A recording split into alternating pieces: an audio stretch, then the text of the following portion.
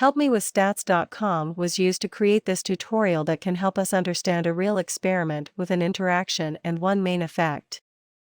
In this experiment, participants viewed words that appeared for a short time or for a long time. The participants were asked to focus their attention on either the words presented for a short time or words presented for a long time. The results showed a pattern of one main effect and an interaction.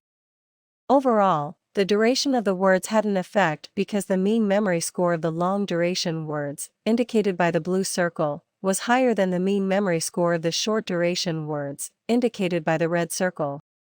Overall, the attentional focus had no effect because the mean of the focus short condition on the left, the blue/red square, was exactly the same as the mean of the focus long condition in red, the blue/red square.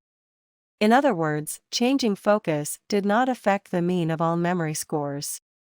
There is also an interaction because the lines are not parallel. Memory scores are highest when the words are presented for a long duration and the focus is on the long duration words.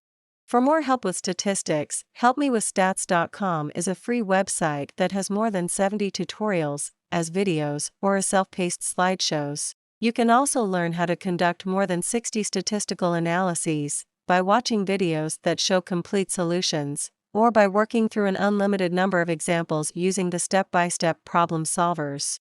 Finally, you can access a comprehensive stats textbook with more than 685 review questions. Thanks for watching. If you find these resources valuable, please share with your friends, teachers, and professors.